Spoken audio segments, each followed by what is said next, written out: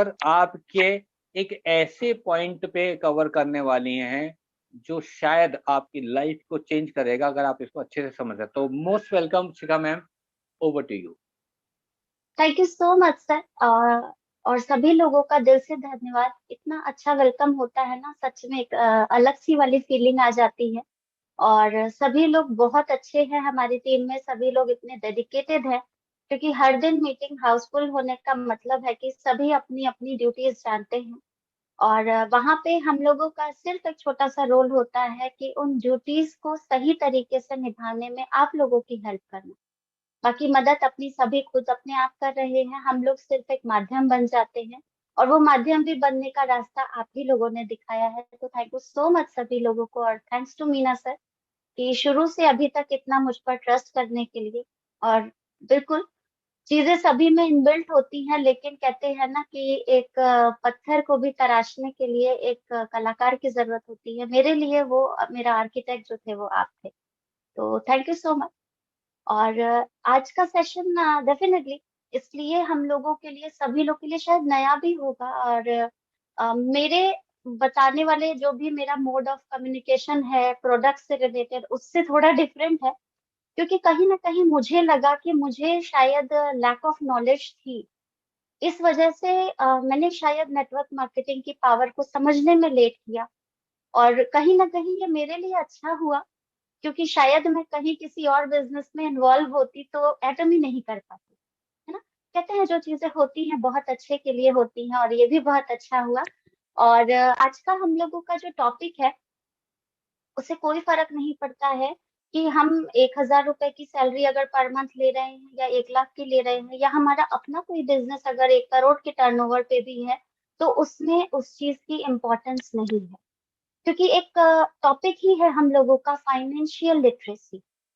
नाम से ही अगर आप लोगों को समझ में आ रहा हो कि फाइनेंस मतलब वित्त होता है, धन होता है, और लिटरेसी मतलब उसके बारे में एक जानकारी। जिस तरीके से किसी का भी पढ़ना बहुत जरूरी होता है। शायद आज से बहुत साल पहले मेरे दादाजी दादी माँ या उनके मदर फादर या उनके ऊपर की अगर मैं बात करूं, तो उन लोगों के समय उतनी टेक्नोलॉजी नहीं थी, उस समय उतनी फिजिबिलिटी नहीं थी, उस समय उतना हर चीज की सुविधा नहीं थी, तो वो लोग इन सारी चीजों से अछूते रह गए थे। और कहीं ना कहीं थंब इम्प्रेशन पे ही सारा काम हो चुका था। लेकिन अगर आज के डेट में अगर हम लोग देखें, तो हम लोग टेक्निकली बहुत ज्यादा साउंड हो चुके हैं, डिजिटली बहुत ज्यादा अपग्रेड हो चुके हैं, फिर भी आकर के हम इसी थंब पर टिके हुए। कहीं ना कहीं अगर आप अपना आधार की बात करते हैं, आप अगर अपना वोटर आईडी की बात करते हैं, अगर आप कहीं साइन की बात करते हैं, तो भी आपका थंब इम्प्रेशन बहुत मायने रखता है। तो कहते हैं ना कि चीजें अगर पुराने समय की अगर हम कंपेयर करें, तो वो चीजें उस समय के हिसाब से शायद वैल्यूएबल थी, लेकिन आज की डेट में भी उन चीजों की बहुत वैल्यू है। इसीलिए कहते हैं कि बड़े बूढ़ों की सलाह भी वैसे ही जरूरी होती है, बड़े बूढ़ों का जो आशीर्वाद होता है वो भी वैसे ही जरूरी होता है। तो अगर मैं थंब इम्प्रेशन की बात कर रही हूँ, तो यहाँ पर आपको सिर्फ एक कोरिलेट कर रही हूँ। मैं ये नहीं कह रही कि हमें पढ़ना नहीं चाहिए, मैं ये नहीं कह रही कि अगर आज हम लोग पढ़ाई करके यहाँ तक पहुंचे हैं तो हमने कुछ गलत किया, नहीं। थंब इम्प्रेशन उस समय शायद एक माध्यम, जो भी नॉलेज का लैकिंग थी वहां पर, उसका जो रिजल्टेंट था। लेकिन आज की टेक्नोलॉजी में थंब इम्प्रेशन इसलिए मायने रखता है क्योंकि एक थंब इम्प्रेशन ही वो चीज है जो हर किसी का अलग अलग होता है। शायद आपके हाथों की रेखाएं एक जैसी हो सकती हैं, आपका भाग्य एक जैसा हो सकता है, आपका जो पालन पोषण हो सकता है, क्योंकि अगर एक फैमिली के हैं तो पालन पोषण आजकल के जमाने में हर बच्चों का एक जैसा हम माँ बाप करते हैं, चाहे वो बेटा हो या बेटी हो, हम हर किसी को एक जैसा समझते हैं, राइट। तो हम ये नहीं कह सकते हैं कि वहां पर हमारा जो वे ऑफ कम्युनिकेशन है वो अलग अलग होगा। लेकिन एक सिर्फ इम्प्रेशन ऐसी चीज है ना जो सबके अलग अलग होते हैं, इसलिए आज की डेट में उसको एक डिजिटल मेंटोर के रूप में देखा जा रहा है, डिजिटल प्रक्रिया के रूप में देखा जा रहा है कि वो आपकी सेफ्टी के लिए, आपकी सिक्योरिटी के लिए बहुत जरूरी है। चाहे वो आपका बैंक बैलेंस हो या आपके महत्वपूर्ण डॉक्यूमेंट्स, कुछ कोई भी चीज हो सकती है। लेकिन एक समय था जब आपके पास अगर कुछ भी जमा पूंजी होती थी ना, तो पहले के जमाने में लोग क्या करते थे, घड़े में भर करके उसको कहीं जमीन में रख देते थे, है ना। या कहीं किसी पोटली वोटली में बांध करके किसी कुएं में रख देते थे। फिर थोड़ा सा और अपग्रेड हुए तो साहूकार या जो जमींदार होते थे उनके पास वो लोग रखते थे, या अगर उनसे पैसे लेने होते थे तो कुछ चीजों को गिरवी रख दिया जाता, यानी जो एक फाइनेंशियल स्टेटस थी ना वो लिमिटेड थी। आज की डेट में क्या है, आज की डेट में हमारे पास बहुत सारी सुविधाएं हैं। अगर मैं एक बात करूं कि क्यों जरूरत होनी चाहिए हम सभी लोगों को फाइनेंशियल लिटरेसी की, क्या हम सिर्फ बैंक से अगर रिलेट कर ले तो क्या काफी नहीं होगा? तो मैं एक चीज यहाँ पर सभी लोग को कहूँ कि अगर जो हमारे दादाजी दादी माँ ने या उनके जो भी पेरेंट्स रहे होंगे, उन्होंने जो वो अपना मनी कलेक्शन किया था, चाहे दीवार में डाल दिया हो या घड़े में रख दिया, जैसे भी, क्या वो उनके कभी काम आया था? मुझे तो नहीं लगता कि उनके कभी काम आया होगा, क्योंकि कहते हैं कि जो अर्थ है हमारी वो एक्सेस में घूमती रहती है, तो वो मनी कहीं ना कहीं फ्लोट हो जाता है, वो लोग जहाँ रखते थे वहां नहीं मिलता था। मतलब सीधा सीधा कहने का ये है कि जब आपको उस अर्थ की जरूरत पड़ती थी, उस धन की जरूरत पड़ती थी, तो वो आपके काम नहीं हुई। सिमिलरली, अगर आप किसी जमींदार या साहूकार के पास अपनी कोई भी चीज गिरवी रखते थे, तो या तो आप उस कर्ज में ही डूब जाते थे, वो ब्याज कभी चुकता ही नहीं होता था, पता नहीं कौन से इंटरेस्ट से, सिंपल इंटरेस्ट तो शायद नहीं लगता था, वो कंपाउंड इंटरेस्ट भी लगता था कि नहीं लगता था, पता नहीं, वो अलग ही जो उनका उनका इंटरेस्ट लगता था कि जो बंदा कर्ज लेता था वो शायद मर जाता था, उसके बाद उसके बच्चे जो है वो बंधुआ मजदूर की जिंदगी भी जीते थे। ऐसे चलते रहता था। फिर आया हम लोगों का फेज, जिसमें हम लोग किस पे डिपेंडेंट हुए, बैंक से। हम अपनी जो भी सेविंग्स होती थी उसको सेविंग अकाउंट में करते थे। धीरे धीरे अगर वो छोटा सा एक बैंक बैलेंस के रूप में इकट्ठा होता था तो हम उसे एफडी करा देते।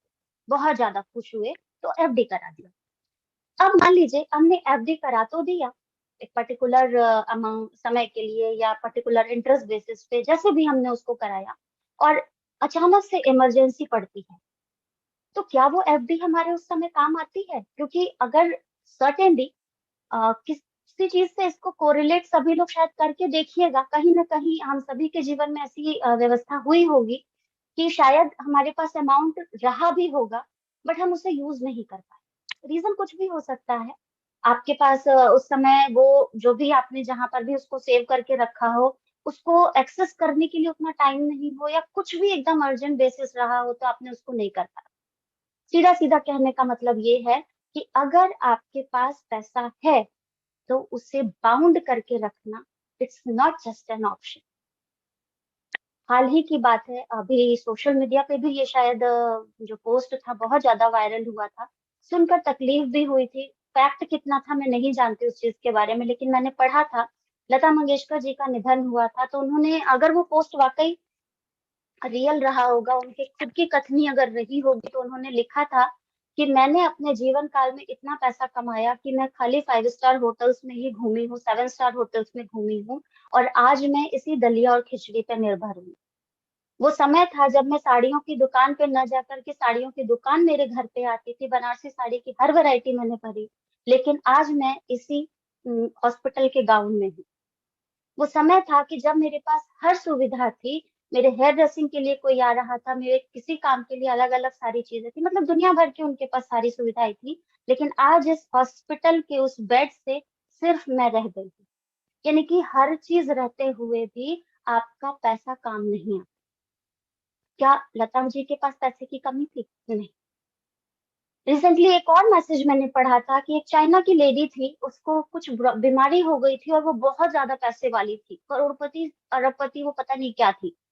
तो जब उसको डॉक्टर ने बोला कि आपको ये बीमारी है और आपके पास सिर्फ 3 दिन है, वो अपने घर गई, अपने पास उसका जितना पैसा था वो लेकर के आई और हॉस्पिटल में इस तरह से बिखेरने लगी और रोती जा रही थी और सिर्फ यही कह रही थी कि मैंने ये पैसा क्यों कमाया मेरे अपने इस समय के लिए, और आज मेरा यही पैसा मेरे काम नहीं आ रहा है। तो सीधा सीधा सभी लोगों को कहने का मतलब है कि पैसे को सेव करना is not a good option for your money. उस पैसे को फ्लूड करना, मतलब लिक्विड फॉर्म में कैश फ्लो के रूप में कई अलग अलग तरीके से जमा करके रखने के बजाय उसको कैश फ्लो के रूप में आप लिक्विड अगर बना करके रख सकते हैं, तो वो सबके लिए जरूरी है। यहाँ पे एक चीज और मैं आप सभी लोग को कहूंगी, क्योंकि मैं कोई कॉमर्स डिपार्टमेंट से नहीं हूँ, मुझे बिल्कुल भी उस चीज के बारे में पूरी नॉलेज नहीं है, लेकिन जहां तक मैं एक मध्यम वर्गीय घर की एक हाउसवाइफ, एक वर्किंग वुमन, एक टीचर होने के नाते आप सभी लोगों को ये इन्फॉर्मेशन शेयर करना चाहती हूँ कि कभी इस तरह की जानकारी देने का ये मतलब बिल्कुल भी नहीं है कि आप लोगों को मिसगाइड करना, लेकिन इस सेशन का मतलब ये है कि अगर आप लोग, क्योंकि आजकल मैंने भी सोशल मीडिया करने जैसा बताया, बहुत सारे सोशल मीडिया से लोग मेरे साथ जुड़ते हैं और इतनी सारी तरह की पॉन्जी स्कीम्स लेकर के आते हैं, तो मुझे लगा कि हम सभी लोगों को ये चीज जानना जरूरी है कि एक छोटा सा एक इंस्टेंट बेनिफिट हो सकता है कि आपको लगे कि एटोमी में इतनी मेहनत अगर हम कर रहे हैं तब जाके कहीं हमारा 3,964 का बिल बन रहा है, यहाँ पे मैं 400-500 रुपए लगा रहा हूँ, अरे डबल हो जा रहा है, 4 टाइम्स हो जा रहा है, उनका तो लाखों का बन रहा है, कुछ नहीं करना है, सिर्फ एक अमाउंट लगा करके छोड़ देना है, नॉन वर्किंग में वर्किंग में पता नहीं कहाँ कहाँ से पैसा आ रहा है। तो उस चीज के लिए मेरा इस सेशन को बनाना थोड़ा जरूरी लगा कि कृपया अगर आप उस चीज के बारे में पूरी तरह से नॉलेजेबल नहीं है तो ऐसी स्कीम्स के चक्कर में ना पड़े।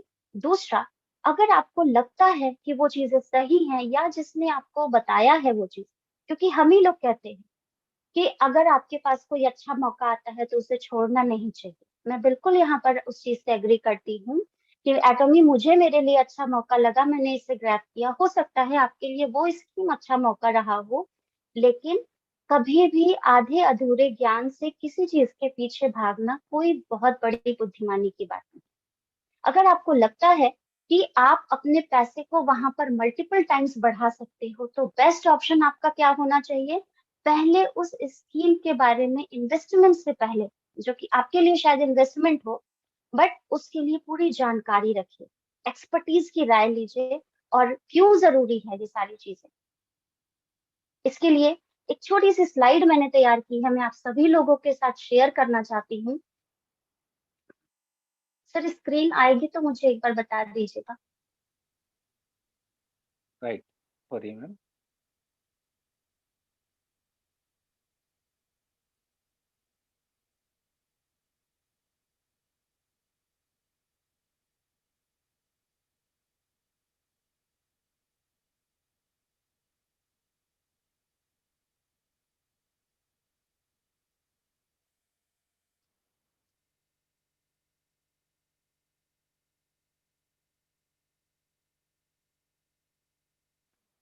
फाइनेंशियल लिटरेसी जो मैंने आज का टॉपिक लिया है, इसके बारे में आप लोगों को सिर्फ अपने शब्दों में मैं कुछ चीजें बताना चाहूंगी जो मैंने समझी है कि हम सभी लोगों का इसके बारे में जानकारी क्यों जरूरी है।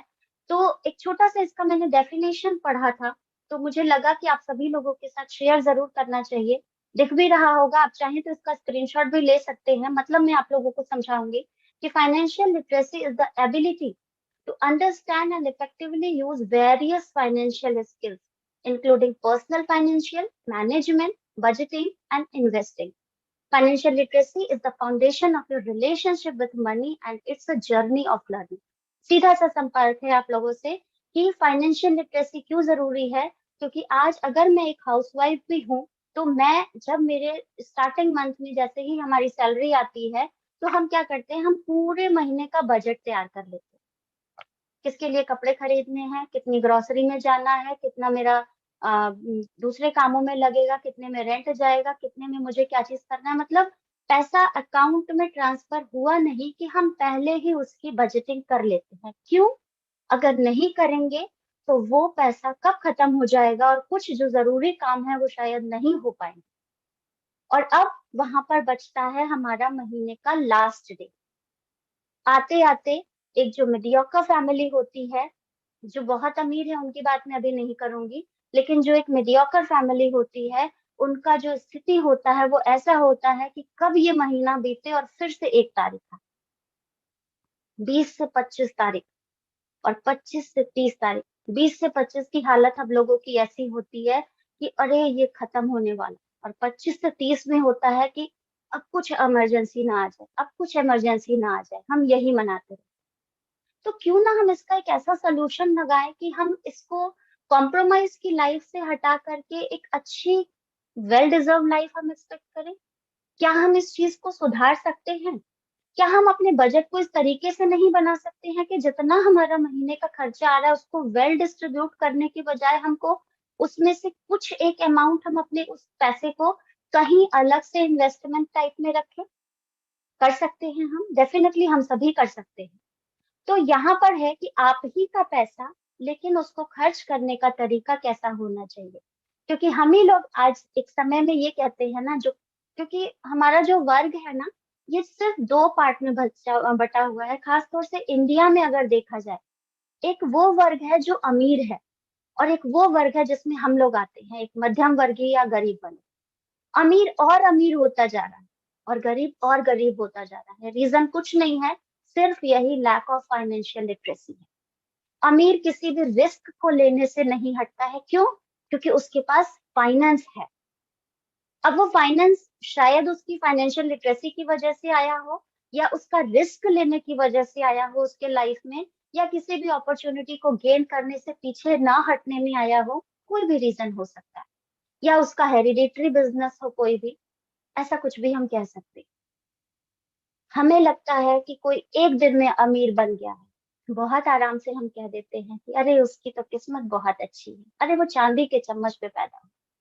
लेकिन हो सकता है कि अंबानी के घर में पैदा हुआ बच्चा चांदी के चम्मच पे पैदा होकर, क्या अंबानी ने शुरुआत में भी वैसे ही जन्म लिया था? क्या रतन टाटा जी ने वैसे ही जन्म लिया था? चलिए छोड़िए, क्या हमारे करण पटेल जी ने ऐसे ही जन्म लिया था?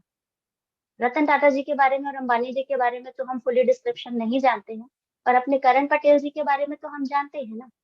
हमने उनका सेशन ले रखा है, उनकी खुद की मुंह जबानी सारी चीजें सुननी है। तो क्या करण पटेल जी ने रिस्क नहीं लिया था? डेफिनेटली रिस्क लिया था। और अपनी जो उनकी एजुकेशनल लिटरेसी थी, शायद वो बहुत कम थी या नहीं थी, लेकिन फाइनेंशियल लिटरेसी को उन्होंने बढ़ाया था। तो ये बिल्कुल मेरा आप सभी लोगों से कहना है कि ये जरूरी नहीं है कि आप अनपढ़ हैं या कम पढ़े लिखे हैं तो आप एक अच्छा फाइनेंशियल मैनेजमेंट नहीं कर सकते। सिर्फ आपको उस पर्टिकुलर एरिया में समझने की देर। कहते हैं अधजल गगरी छलकत जाए, आधा अधूरा ज्ञान बहुत खतरनाक होता है। तो बेटर है किसी भी चीज के बारे में अगर हम शुरुआत करने जा रहे हैं तो उसकी पूरी डेप्थ तक नॉलेज लें, चाहे वो कुछ भी हो। अगर हम एटॉमी की बात करते हैं तो एटॉमी के बारे में भी अगर हम किसी को बता रहे हैं, उससे शुरुआत की उम्मीद रखते हैं, तो ये पहले हमें अपनी कमर कसनी पड़ेगी कि अगर हम किसी से 100% एक्सपेक्टेशन ले रहे हैं कि वो हमारे लिए बेस्ट, हमारा लेफ्ट साइड या राइट साइड बनेगा, तो हमें पहले उसको अपना बेस्ट देना पड़ेगा। हमें अगर उससे उम्मीद है कि वो मेरे साथ जुड़ करके मेरे हर महीने के मैचिंग कमीशन में हेल्प करेगा, तो मुझे उसको उतनी इंफॉर्मेशन देनी पड़ेगी जितनी मैंने ले रखी है। और ये किसी से भी पॉसिबल नहीं होगा, क्योंकि जितनी इंफॉर्मेशन आपके पास होती है आप उसका सिर्फ 70% दे पाते हो। ये फैक्ट है। तो अगर आपको किसी को 100% देना है तो आपको खुद को 200% तक अपडेट करना पड़ेगा। और कभी भी इस चीज के लिए किसी को भी रिग्रेट नहीं होना होगा कि मेरी टीम काम नहीं कर रही। अगर टीम काम नहीं कर रही है, इसका होल फुल जिम्मेदारी हम सभी लोगों की है। कि हो सकता है कि उसका फाइनेंशियल लिटरेसी जो है वो कहीं ना कहीं कमजोर हो। शायद जो दूरदृष्टि हम एटॉमी में देख पा रहे हैं, हम जो मैनेजमेंट देख रहे हैं, हम जो इन्वेस्टमेंट देख रहे हैं, उसके लिए वेस्ट ऑफ मनी है। तो हमें क्या करना है, हमें उसको उसके बेनिफिट्स को बताना पड़ेगा। उसकी वेस्टिंग जो चीज उसके दिमाग में बैठी हुई है ना, उसको इन्वेस्टिंग दिखानी पड़ेगी। हमें उसके बजट को बताना पड़ेगा कि ये आपके बजट में किस तरह से फिट हो रहा है। ये सारी चीजें भी फाइनेंशियल लिटरेसी का एक हिस्सा है। धन का सही उपयोग समझने की क्षमता सभी लोगों में होनी चाहिए, और इसके लिए किसी भी पढ़े लिखे होने की कोई जरूरत नहीं है। और यकीन मानिए कि अगर आपके पास इतना सेंस ऑफ नॉलेज है कि आपको ये लगता है कि हम अगर अपने फाइनेंस को मैनेज करने के लिए, जैसा कि मीना सर भी कभी कभी कहते हैं कि उन्होंने शुरू में रिस्क लिया था 24 लाख पॉइंट वैल्यू का, ये उनका लैक ऑफ नॉलेज ना होकर के उनका सेंस ऑफ नॉलेज था। उन्होंने वो विजन देखा था। बट इट्स नॉट कंपल्सरी कि हर कोई वही विजन देख करके करे। अगर आप भी वही शुरुआत करना चाहते हैं तो आपको अकॉर्डिंग टू मीना सर के दिमाग से सोचना पड़ेगा। अगर आप वही मेहनत करना चाहते हैं जैसा कि करण पटेल जी के साथ हुआ, तो आपको वही विजन अपने साथ रखना पड़ेगा, वही दृष्टिकोण अपनाना पड़ेगा, वही डेडिकेशन और परसिस्टेंसी भी रखनी पड़ेगी। और अगर आप लोग को कहीं 1% को लगता है कि अगर शिखा वर्मा भी स्टेबल है, तो आपको वही डेडिकेशन भी रखना पड़ेगा। बिकॉज यस, जब कुछ भी नहीं था तब भी हम थे, और जब आज सब कुछ है तब भी हम लोग हैं। इट मीन्स कि कुछ तो है एटॉमी में जो हम लोगों को यहाँ पर टिकाए रखा है। वो कहीं ना कहीं 50% नॉलेज जो है वो फाइनेंशियल लिटरेसी की है, जो विजन हम लोग फाइनेंस का एटॉमी के साथ देख पा रहे हैं। और यही रीजन है कि टाइम नहीं होते हुए भी हम लोग टाइम निकाल लेते हैं कि टाइम ही तो नहीं है। तो चीजें शायद बहुत सिंपल दिखती हैं, थोड़ी कॉम्प्लिकेटेड भी हैं, बट अगर समझ जाए तो बहुत इजी है सभी के लिए। तो ये लर्निंग है हम सभी के लिए, और ये सभी के लिए बहुत जरूरी भी है। मैं आप लोगों को एक चीज बताऊं कि इसकी जो, अगर हम डेफिनेशन की बात करते हैं तो ये डेफिनेशन है, तो ये जरूरी क्यों है हम सबके लिए? क्या जरूरी है कि एटॉमी कर रहे हैं, हाँ ठीक है, 3 जनरेशन का प्लान है, आज नहीं करे कल करेंगे, कल नहीं करे परसों करेंगे। क्यों करेंगे भाई परसों? अगर हम परसों भी परसों पे टाल दिए तो, अगर जिसको आज हम सोच रहे हैं अपने साथ ज्वाइन कराने के लिए वो कहीं और ज्वाइन कर लिया तो बेटर है कि परसों को हम आज में कन्वर्ट करें। काल करे सो आज कर, आज करे सो अब, पल में प्रलय होगी बहुरी करोगी अब। पहले की कहावत कोई भी व्यर्थ नहीं है। हर कहावत अपने आप में एक विशेषता लिए हुए है, बस हमारी समझ का फेर होता है। तो यहाँ पर क्यों जरूरी है, मुझे जो लगा उसके हिसाब से हम लोगों को इसकी जरूरत इसलिए है क्योंकि अगर आपका फाइनेंशियल लिटरेसी मजबूत है, अगर आपको 1% भी वो बजटिंग समझ में आती है कि मेरा महीने का 10,000 रुपए अगर मुझे मिल रहा है तो मैं 8,000 को अपने खर्चे में इन्वॉल्व करूं और 2,000 को इन्वेस्टमेंट करूं। अब वो इन्वेस्टमेंट कुछ भी हो सकती है, हो सकता है आपका एसआईपी हो सकता है, बहुत सारे तरीके, आपका म्यूचुअल फंड हो सकता है आप एटमी के पैसे को एटमी में इन्वेस्ट कर सकते हैं, हो सकता है आप प्रोडक्ट खरीद करके उसको रिटेल करके बाय कर सकते हैं, दोबारा से बाय कर सकते हैं। इन्वेस्टमेंट के तरीके बहुत से हो सकते हैं, लेकिन उसके लिए पहले आपको अपना बजट मैनेजमेंट आना चाहिए। 10,000 मिल रहे हैं तो 10,000 का पूरा पूरा खर्चा मत खर्च करिए, कुछ अमाउंट को रखिए अपने पास, उसको सेव मत करिए, उसको फ्लो करिए, उसको ऐसे करिए कि वो आप ही के काम में आए। मेरे नॉलेज के हिसाब से मुझे लगता है, जो ये मैंने इसलिए बना रखा है कि मुझे फाइनेंशियल लिटरेसी की जरूरत इसलिए है क्योंकि इससे मेरा सेल्फ मोटिवेशन होता है। मेरा एटॉमी का जो भी पैसा मुझे मिलता है हर महीने, मैं उसको उसी परचेजिंग में इन्वेस्ट करती हूँ।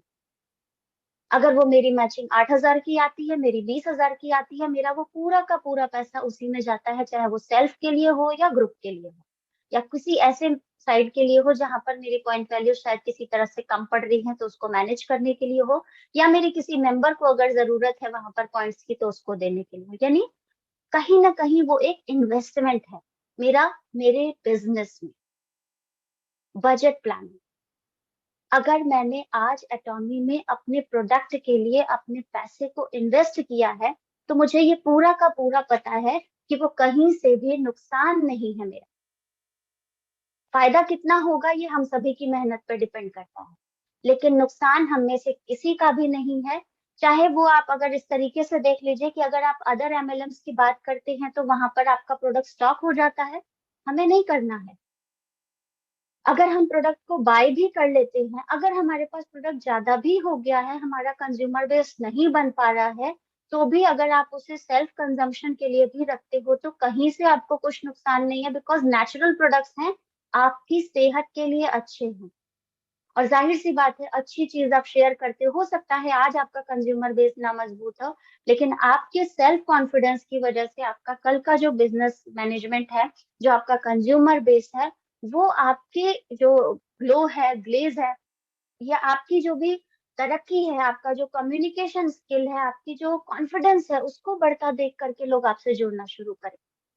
लेकिन अगर आप खुद ही अपने बिजनेस को लेकर के रोते रहोगे तो कोई आप पर बिलीव नहीं करेगा। यानी कि आपको अपने उस बिजनेस के प्लान के लिए भी बजट प्लानिंग करनी पड़ेगी। किस तरीके से मैं इस एटॉमी के पैसे को मैनेज करूं, मैं कैसे करूं कि इस बार मेरा जो पीवी है वो इस तरीके से मैनेज हो कि या तो मेरी टीम के काम आए या मेरे सेल पॉइंट वैल्यू को इंक्रीज करे, बिकॉज दोनों चीजें जरूरी। तो मेरे से कभी कोई ये भी पूछता है, बहुत सारे लोगों की क्वेश्चन होते हैं कि मैम रिटेल करना ज्यादा अच्छा है या लोगों को जोड़ के बिजनेस। मैं उनको दोनों बेनिफिट बताती हूँ कि अगर आप रिटेल करते हो तो आपका सेल्फ पॉइंट वैल्यू इंक्रीज होता है, अगर आप पॉइंट टीम्स के थ्रू करते हो तो आपका अर्निंग होता है। यानी कि दोनों तरफ, कहते हैं ना, पांचों उंगलियां घी में सर कड़ाही में। मैंने कहा फायदा अपना दोनों तरफ से ही। अब डिपेंड करता है कि अगला कौन सी लैंग्वेज समझता है, अगला डिस्काउंट वाली लैंग्वेज समझ के कंज्यूमर बन के काम कर रहा है कि आपके साथ जुड़ करके आपकी मल्टीप्लिसिटी को बढ़ा रहा है, आपको डुप्लीकेट करने में हेल्प कर रहा है। तो डिपेंड करता है कि आपके साथ वाला कैसे उस चीज को समझता है। कंजम्पशन हैबिट, अपनी चीजों की जो भी आदतें हैं, मैं ये नहीं कह रही कि अपनी चादर को मत फैलाइए या अपने आप को सिर्फ उतना रखिए जितनी आपकी चादर है, लेकिन अननेसेसरी के खर्चे, अननेसेसरी के शो ऑफ्स को हम कम कर सकते हैं। जो काम इस महीने जरूरी नहीं है उसको हम अगले महीने या स्किप भी कर सकते हैं। अननेसेसरी किसी को दिखाने के लिए कि उसने वो कपड़ा पहना तो मुझे भी खरीदना है, या उसके पास वो चीज है तो मुझे भी दिखानी है, या उसके पास अगर 4,000 की चीज है तो मैं 8,000 का खरीद के दिखाऊंगा, ये नहीं होना चाहिए। बिकॉज ये भी कहीं ना कहीं आपकी फाइनेंशियल इलिटरेसी का प्रतीक है, टू शो ऑफ समवन। ऐसा नहीं होना चाहिए।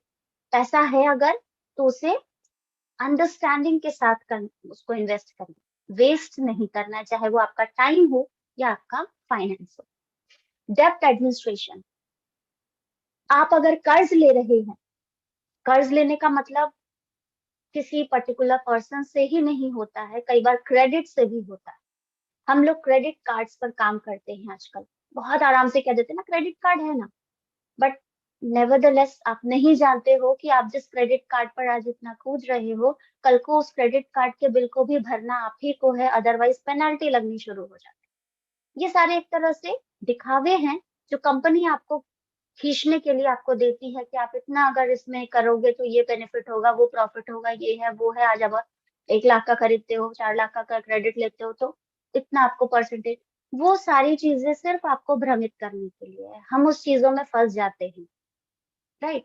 तो क्रेडिट वगैरह या जो डेप्ट भी है, या अगर आप किसी से कर्ज ले रहे हैं, आप लोन ले रहे हैं, तो वो भी उसी तरीके से लीजिए जितना कि आप चुका सकते हैं, या अपने मल्टीपल इनकम सोर्सेज को बढ़ाइए।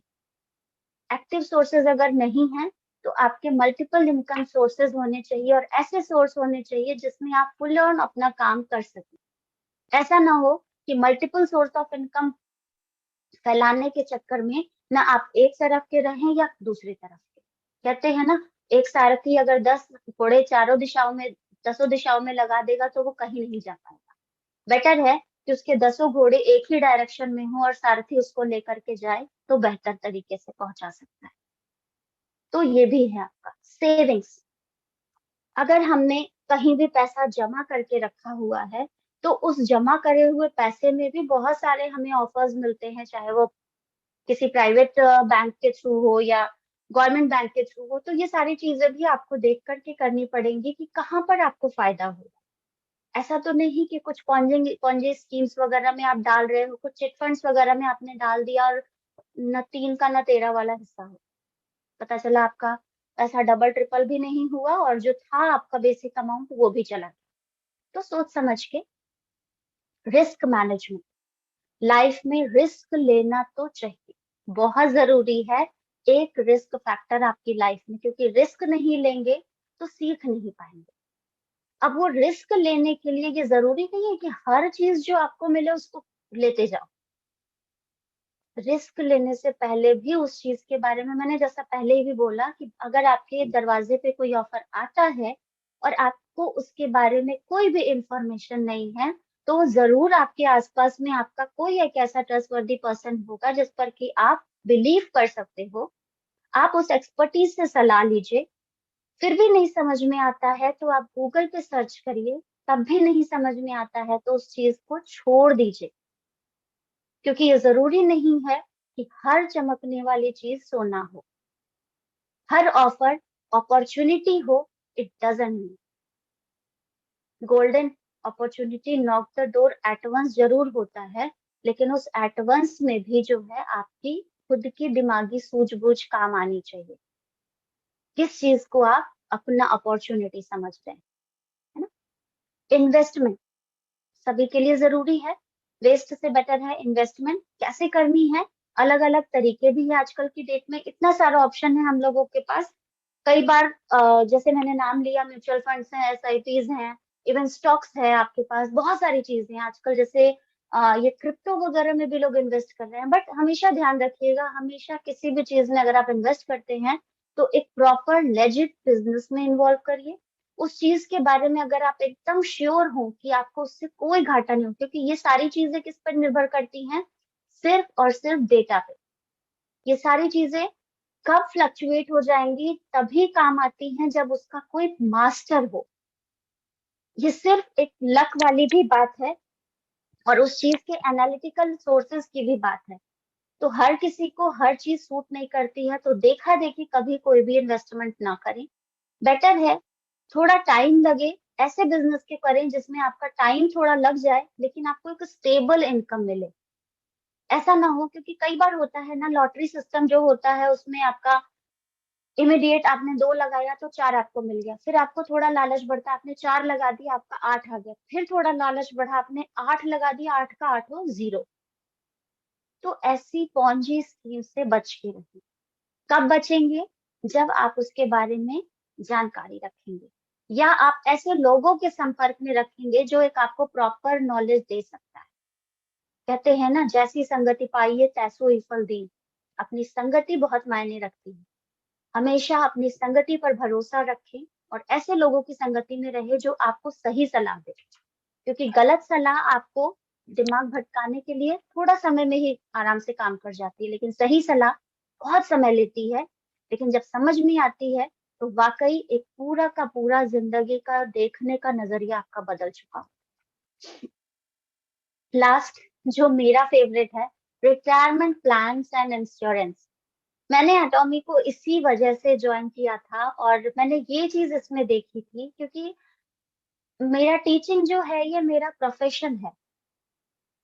मैं शायद अगर एटॉमी से भी अगर एक समय इतनी ज्यादा अचीवमेंट मैंने अगर ले ली ना, तो मैं वहां पे भी खोलूंगी तो स्कूल ही खोलूंगी। मेरा ये इतना डेडिकेशन है अपनी टीचिंग के प्रोफेशन से, मैं नहीं छोड़ सकती हूँ इसको। क्योंकि मुझे वो जो मेरे सब्जेक्ट्स हैं, मुझे वो जो मेरे बच्चे हैं जिनका ट्रस्ट है मेरे ऊपर, वो एक अलग ही जोन है मेरा उसके। तो अगर मुझे एटॉमी से भी कभी इतनी सारी इनकम मिली ना, इतना सारा पैसा अगर मिला, तो मैं उसे अपना इन्वेस्टमेंट किस चीज में करूंगी, अपने एटॉमी का स्कूल खोल के। नाम कुछ भी हो सकता है उसमें मेरे ही शायद कलीग्स वगैरह मेरे साथ में हो, तो मेरा वो है। क्यों किया मैंने एटॉमी, क्योंकि आज मैं हमेशा मैं यही कहती हूँ कि आज मुझे मेरे बोलने पे कमांड है, आज मुझे मेरे सब्जेक्ट पे कमांड है। आज मैं अगर स्कूल में खड़ी होती हूँ तो मेरे बच्चे, चाहे वो लुक्स वाइज हो या कॉन्फिडेंस वाइज हो या कम्युनिकेशन स्किल वाइज हो, मुझे सुनना पसंद करते हैं। लेकिन एक समय ऐसा आएगा जब शायद यही शिखा वर्मा ठीक से खड़े भी नहीं हो पाएंगे और उस समय रिटायरमेंट की एज में मुझसे कोई बच्चा पढ़ना नहीं चाहेगा, क्योंकि बुढ़ी टीचर किसको अच्छी लगती है। बट उस समय मैं क्या करूंगी, उस समय मेरे को या तो कुछ नई शुरुआत करनी पड़ेगी फ्रॉम बिगिनिंग, या मैं आज से ही उस चीज पर काम शुरू कर दी, जो कि मैंने ऑलरेडी शुरू कर दिया है। अब वहां तक पहुंचते पहुंचते at the age of 58 to 60, जब मेरी रिटायरमेंट की एज होगी, तो यस ऑफ कोर्स मेरे पास एक स्टेबल बिजनेस होगा जिसके लिए मुझे कोई शुरुआत करने की जरूरत नहीं होगी, मुझे किसी को मुंह देखने की जरूरत नहीं पड़ेगी कि कोई मुझे पैसा दे तो मैं अपना खर्च चलाऊं। या क्योंकि जॉब ऐसी है, जैसा मैंने सभी लोगों को बताया, कि हमारे पास पैसा आता है और उसके हिसाब से डिस्ट्रीब्यूट पहले हो जाता है। ये काम करना है, वो काम करना है, क्योंकि जितना आप कमाते हो ना, उसके हिसाब से आपके खर्चे बढ़ जाते हैं। याद कीजिए, जब आपके घर पे आपके पिताजी 1,000 रुपए अगर कमाते थे, तो आपका जो रहन सहन था उस 1,000 रुपए के हिसाब से था। आज अगर आप और आपके हस्बैंड मिलकर के 40-50 हजार रुपए भी पर मंथ कमाते हो, तो आपका और आपके फैमिली का रहन सहन वही 40-50 हजार। जो करोड़ों कमा रहा है ना, उसके रहन सहन का तरीका उसके हिसाब से, यानी कि जितना पैसा आता है ना, हमारा लाइफस्टाइल उस हिसाब से चेंज हो जाता है। तो यस, उस समय मैं जा करके अपनी लाइफस्टाइल नहीं चेंज कर पाऊंगी, क्योंकि एक सूखा पेड़ जो होता है वो टूट सकता है, लेकिन झुकेगा नहीं, है ना। तो ऑब्वियसली मुझे एटॉमी इसलिए समझ आई कि yes, at the same time मेरे पास एक बी प्लान तो है। हमेशा मैं कहती हूँ कि फ्यूचर में जाकर के फ्यूचर को हम सेफ नहीं कर सकते हैं, बेटर है उसके लिए प्रेजेंट में वर्क करना। पास्ट को हम कुछ नहीं कर सकते, जो समय बीत गया ना, उसको हम नहीं सुधार सकते हैं, लेकिन आज जो चल रहा है, today is the best day to work on. कल क्या होगा, सो के उठेंगे नहीं उठेंगे कोई नहीं जानता, लेकिन आज का दिन जो हम जी रहे हैं ना, ये हमारा पूरा आउटपुट होना चाहिए। तो ये मुझे लगा कि मेरी फाइनेंशियल लिटरेसी क्यों जरूरी है, क्योंकि मुझे इस आर्ट, जो मेरा सर्कल है, इस चीज पे काम करना है। That's why I need financial literacy. और हो सकता है आप सभी में से, इस पूरे आर्ट चक्र में से किसी न किसी को 3 या 4 तो मैच कर ही रहा। अब दूसरी चीज यहाँ पर आती है इसके फायदे। ऑलरेडी बहुत सारे फायदे आप लोगों को यहाँ पर दिख चुके हैं कि इसका क्या क्या फायदा हो सकता है। और सबसे मेन फायदा आपको ये भी दिखेगा कि अगर आप फाइनेंशियल लिटरेट हो जाते हैं, आपको मैनेजमेंट आ जाती है, तो लाइफ जीने का तरीका अलग हो जाएगा। सब एक काम हम करते हैं, कई बार उसी काम को करते हैं, और हर बार हम रिजल्ट डिफरेंट चाहते हैं। हम प्रोस्पेक्टिंग करने जाते हैं उसी तरीके से, मेरी कंपनी ये है, मेरी कंपनी का कैरी और कोलमार से रिसर्च एंड डेवलपमेंट मैन्युफैक्चरिंग है, मेरी कंपनी 12वें नंबर पे ये है, वो सेम लैंग्वेज हम सभी लोगों को बताते हैं। और हम उनसे उम्मीद करते हैं कि ये इमीडिएट फर्स्ट डे में 10,000 पॉइंट कर ले, 3 लाख पॉइंट कर ले, 7 लाख पॉइंट कर ले। क्यों भाई? जब आप एक ही तरह से समझा रहे हैं, तो आउटपुट अलग अलग क्यों एक्सपेक्ट कर रहे हैं? अगर आप हर किसी को एक ही ढंग से समझाएंगे, तो नतीजा एक ही नहीं, कई बार तो वो भी नहीं निकलेगा, क्योंकि हर किसी का आईक्यू लेवल अलग होता है, हर किसी का सोचने समझने का तरीका होता है। हम लोग सभी लोग अपने अपने सेशन में बताते हैं, सुशील जी बताते हैं, कुमार सर बताते हैं, किसी को प्लान समझ आता है, किसी को वो जो पैसा होता है, अमाउंट होता है, वो समझ में आता है, किसी को प्रोडक्ट समझ में आता है, किसी को अपना टाइम मैनेजमेंट दिखता है, किसी को फाइनेंशियल फ्रीडम दिखती है। तो हर किसी को सोचने समझने का तरीका चूंकि अलग होता है, तो हम एक ही तरह से बिजनेस प्लान क्यों किसी को दिखाते हैं? फायदा क्या है फाइनेंशियल लिटरेसी का? कि आप यहाँ पर अलग अलग प्रावधान, जब आप कई तरीके से बजटिंग, इन्वेस्टमेंट और फाइनेंशियल चीजों को जानते हैं ना, तो आप उसको कई तरह से मल्टीपल अपने जो वे ऑफ वर्किंग है उसको कर सकते हैं। और ऑब्वियसली एक ही काम को जब आप अलग अलग ढंग से करना चाहेंगे ना, तो डेफिनेटली उसका रिजल्ट भी जो होगा वो प्रोग्रेसिव होगा, प्रोडक्टिव होगा। हो सकता है आपने अगर किसी को प्लान समझाया, उसको प्लान नहीं समझ में आया, उसे प्रोडक्ट ले जाकर दे दीजिए, यूज करने दे दीजिए। हो सकता है उसको प्रोडक्ट समझ में आ जाए, हो सकता है उसको प्रोडक्ट भी नहीं समझ में आए, तो आप उसको वहां पर उसका फ्यूचर बेनिफिट बता दीजिए, आप क्यों कर रहे हैं वो समझा दीजिए। अगर आपको लगता है कि उसको वो सारी चीजें नहीं समझ में आई, तो ये समझ लीजिए कि वो प्रोस्पेक्ट आपकी प्रोस्पेक्टिंग के लिए है ही नहीं, वो बंदा किसी अलग ही जोन में है, उसको हम एक अलग अपने कॉलम में रख लेंगे। ये वो बंदे होते हैं जिन्हें हम एक अलग दृष्टिकोण से समय आने पर समझा सकते। हो सकता है वो आपकी प्रोग्रेस देखना चाह रहा हो, है ना। कई बार लोग जज करते हैं, इसलिए फाइनेंशियल लिटरेसी जरूरी है, क्योंकि बहुत सारे लोगों को हमें जवाब भी देना है। अगर सभी लोग, सुशील सर कहते हैं ना, अगर सभी लोग एटॉमी सक्सेसफुली करने लगे, तो जब हम कॉन्सर्ट्स में जाएंगे तो ताली कौन बजाएगा? तो ये वो लोग होंगे। और कुछ लोग ऐसे भी होंगे जो तब भी आपकी गलतियों को निकालेंगे, तब भी यही कहेंगे, अरे इसकी तो किस्मत बहुत अच्छी है ना। तो जरूरी है, कहते हैं critics is always a best friend. हर तरह के लोग हमको आसपास में चाहिए। कभी भी ये उम्मीद मत रखिए कि हर कोई आपके बिजनेस को आपके तरीके से करेगा। Let them free. आप अपनी ड्यूटी निभाइए, उम्मीद किसी से मत लगाइए। उम्मीद लगाते हैं तो नुकसान होता है। आप अपना बेस्ट वर्जन बन के दिखाइए। वो आपको अगर समझ रहा है ना, तो आज नहीं 10 दिन बाद आपको फॉलो जरूर करेगा, वो पूछेगा जरूर, भले उसके पूछने का तरीका अलग हो। अगर अलग अलग तरीके से काम कर रहे हैं हम, डेफिनेटली रिजल्ट भी अलग अलग आएगा। और रिजल्ट अलग अलग जाएगा तो आप ये समझिए कि आपके काम करने का तरीका अगर बदल रहा है तो लोगों का परिणाम बदल रहा है, तो लोगों के विचार भी बदलेंगे आपके प्रति। ध्यान से एक बार सोचिए, जब आपने एटॉमी शुरू करी थी, जो लोग अभी आज शुरू कर रहे हैं उन लोग के लिए नहीं, जिन लोगों ने शुरू करी थी, बहुत सारे लोगों ने क्या क्या बोला होगा ना। क्या वही लोग आज, अगर आप वाकई आप कंसिस्टेंट हैं, अगर आप सक्सेस हैं एटॉमी में, सक्सेस मीन्स इनकम से नहीं है, सक्सेस मीन अगर आप अभी भी वहां पर स्टेबल हैं, आप कंटिन्यूअस उस काम को कर रहे हैं, अगर आप उस प्रोडक्ट को यूज कर रहे हैं, तो आपके जो चेहरे का ग्लो है देख करके क्या वो लोग कुछ नेगेटिव अभी भी बोलते हैं? क्या उनका जो सोचने का तरीका है वो चेंज नहीं हुआ है? डेफिनेटली हुआ है। जो पहले शायद बहुत ज्यादा ताना मारते थे ना, वो अब चुप हैं। अगर वो कुछ बोल नहीं रहे हैं ना, इसका भी मतलब है कि वो आपकी तरफ कन्विंस हो रहे हैं। हर चीज को नेगेटिव में ना ले, हर चीज के लिए अपग्रेड हो हम। और यकीन मानिए कि जब लोगों का विचार बदलने लगता है ना, तो ये हमारा फाइनेंशियल थॉट चेंज करता है। क्योंकि हम अगर अच्छा सोचते हैं, प्रोडक्टिव वे में सोचते हैं, तो हमारे दिमाग में इन्वेस्टमेंट आती ही आती।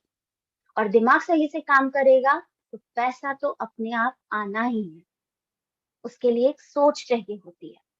और इतना भी है कि हमारा अगर हर एक व्यक्ति इस तरीके से फाइनेंशियल लिटरेसी की तरफ अग्रसर हुआ ना, तो ये समझ लीजिए कि आज जो हम कहते हैं कि जापान डेवलप कंट्री है, रशिया डेवलप कंट्री है, फ्रांस डेवलप कंट्री है, एक समय वो आएगा जब इंडिया भी इन कंट्रीज की काउंटिंग में होगा, जो कि हो रहा है।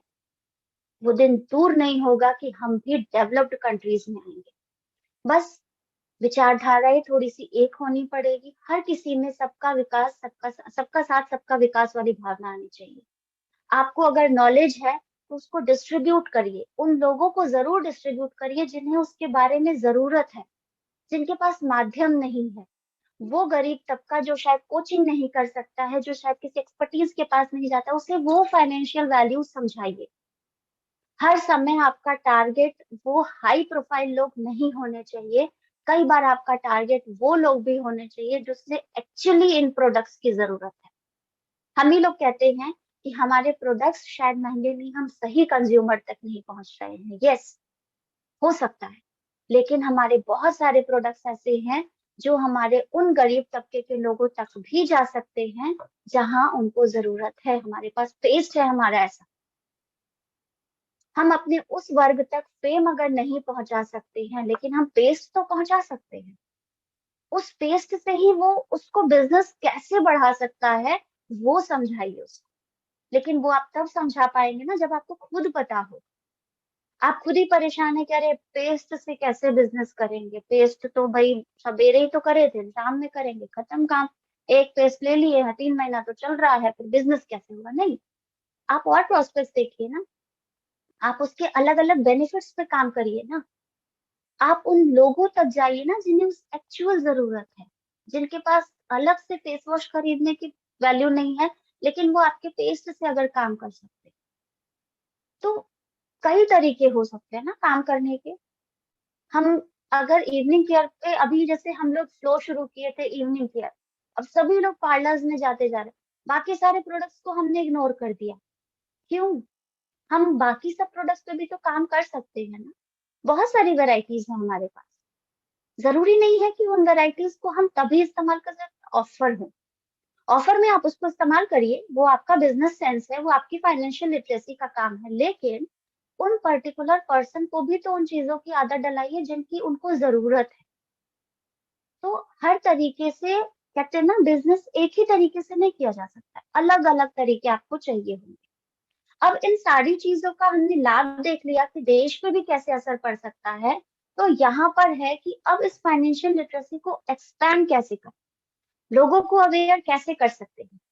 तो यहाँ पर जैसे मैंने एक बताया कि अगर आपको उसका 1% भी नॉलेज है तो आप उसको उन लोगों तक करिए। जैसे हम लोगों के घर में हमारी मेड आती है, मैंने मेरी मेड पे पेस्ट जो है वो उसको प्रोवाइड किया, और उसको उसके गांव में बहुत सारे लोगों को वो प्रॉब्लम थी। मैंने क्या किया, आधे घंटे उसको बैठ करके ना, मेरे जो पेस्ट का, जो हम लोगों का वो पैम्फलेट टाइप का है ना 21 जो यूजेस वाला है, मैंने उसको वो सारे जो थे कम से कम 4-5 पैम्फलेट प्रिंट आउट करके उसको पकड़ा दिए। मैंने उसको बोला, सुधा जी आप ये जो पेस्ट है ना, इसको लेना और अपना जो भी प्रॉब्लम है उसको करना, मतलब यूज करना, और अगर आपको 10 दिन में फर्क समझ में आता है तो ये जो पैम्फलेट्स है ना अपने अगल बगल वाले 4-5 घरों में दे देना। तीसरे दिन मेरे पास आती है, कहती है दीदी वो जो तुम्हारा पेस्ट है ना वो मुझे मंगा देना। मैंने कहा किसको चाहिए, तो कहती वो जो तुमने दिया था ना तो मैंने अपनी बगल वाली को दिया। अब ये क्या है, ये एक अवेयरनेस है, एक्सटेंशन है फाइनेंशियल लिटरेसी। अब वो क्या कर रही है, अब वो अपना 485 रुपए जो उसको मैं महीने का देती हूँ ना, उसमें से वो कटवा करके अपना पेस्ट मंगा रही है। यहाँ पे मैं उसकी थोड़ी हेल्प ये करती हूँ कि जो मुझे 485 रुपए का हम लोगों का पेस्ट पड़ता है, मैंने उसको 400 में प्रोवाइड कर। मैंने क्या किया, मैंने बिजनेस अपना ना देख करके एक लिटरेसी प्रोवाइड करी कि अगर ये अपने गांव में सब तक ये प्रोडक्ट पहुंचा देगी तो आप सोचो कितना एक्सपेंशन होगा। जो आज मुझे 85 रुपए का शायद अपने पॉकेट से भरना पड़ रहा है, ये मुझे आगे चल के कितना बेनिफिट मिल सकता है। तो हर जगह सिर्फ इन्वेस्टमेंट के पर्पज से हमें देखना, ये मेरा इन्वेस्टमेंट है। मैं नहीं कह रही कि हर कोई इसी तरह से करे, बट अगर आप किसी के माध्यम से कोई बिजनेस को एक्सपैंड कर सकते हैं तो बेटर है कि वहां पर थोड़ा सा आप सह लीजिए, घाटा ही हो सकता है, उस सहे हुए घाटे से आपको आगे फायदा हो जाए। कहते हैं ना, 8 कदम पीछे चल के दौड़ के आगे बढ़ने से जंप ज्यादा तेजी से कर पाते हैं। हाई जंप वाले या लॉन्ग जंप वाले लोग क्या करते हैं, पहले पीछे की तरफ रनिंग करते हैं और उसके बाद डबल ट्रिपल स्पीड से ऊपर की तरफ फ्लो करते हैं, ज्यादा तेजी से जाते हैं। दैट मीन्स एक अवेयरनेस होनी चाहिए, एक्सपेंशन होनी चाहिए, राइट। इसके लिए हम और आप भी काम कर सकते हैं, आपके एक्सपर्टीज हैं अलग अलग तरीके के बहुत सारे।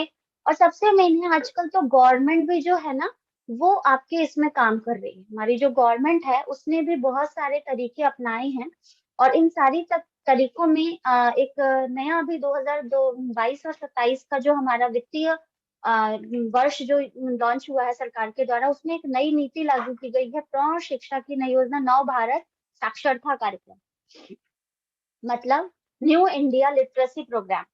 इसके अकॉर्डिंग इसमें इन्होंने कई सारे कौशल्स मतलब स्किल्स को अपग्रेड किया है, जिसमें इनका है literacy, financial literacy, digital literacy, commercial skill, health care awareness.